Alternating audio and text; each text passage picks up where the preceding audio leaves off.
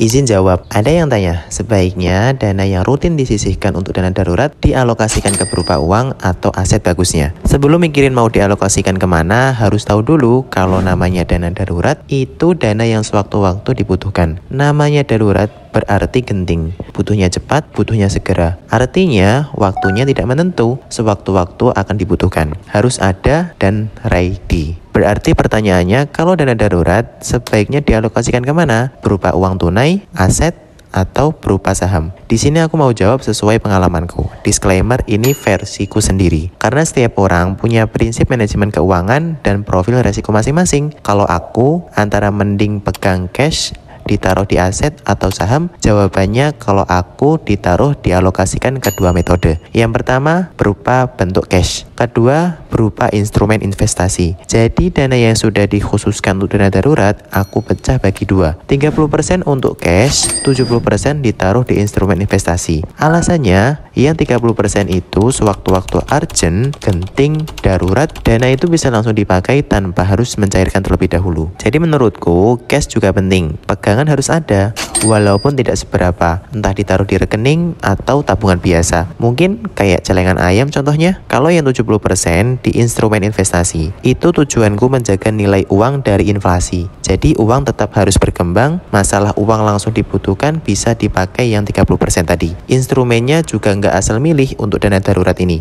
Namanya dana darurat, waktunya nggak nentu, kembali lagi ya. Jadi nggak cocok ditaruh di saham. Nah pertanyaannya, cocok ditaruh di mana? Karena kalau ditaruh di saham, fluktuasi harga nggak menentu. Cocoknya ditaruh di instrumen pasar modal. Kalau yang masih awam banget, bisa pakai reksadana pasar modal. Pilih yang proses pencairannya mudah dan cepat. Kalau di emas menurutku pas-pas aja, tapi proses pencairannya butuh waktu juga. Terus aset juga nggak sembarang disimpan. Keamanannya juga harus lebih diperhatikan juga. Jadi pertanyaannya, kalau dana darurat yang dipakai sebaiknya dialokasikan kemana? Jawabannya dua, yaitu metode cash dan instrumen investasi.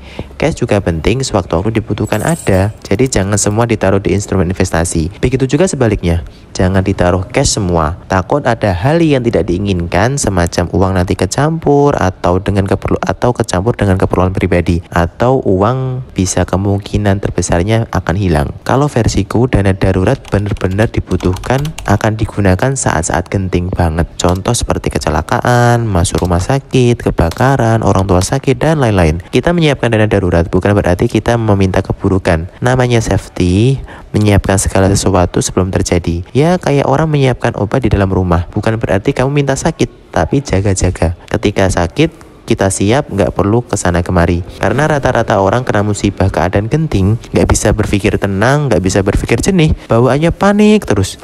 Pokok gimana caranya segera terselesaikan. Kalian pernah lihat kan, orang yang sudah genting dikasih solusi pun, saran apapun dipakai. Sekalipun orang itu mohon maaf masih kekurangan, tetap bakal diusahakan, walaupun entah nantinya kayak mana bayarnya. Lah, maksudnya peran penting dana darurat di situ. Tujuannya kamu sudah siap minimal dari segi finansial. Supaya apa? Supaya pada akhirnya nanti nggak memberatkan orang lain. Disclaimer, ini versiku sendiri. Kalau ada yang salah dalam kata atau kekurangan dalam menyampaikan, aku minta maaf ya. Semoga dengan sharing ini bisa menjadi bermanfaat untuk kalian semua dan juga saya pribadi. Dan jangan lupa like, komen, dan subscribe. Dan sebelumnya terima kasih. Assalamualaikum.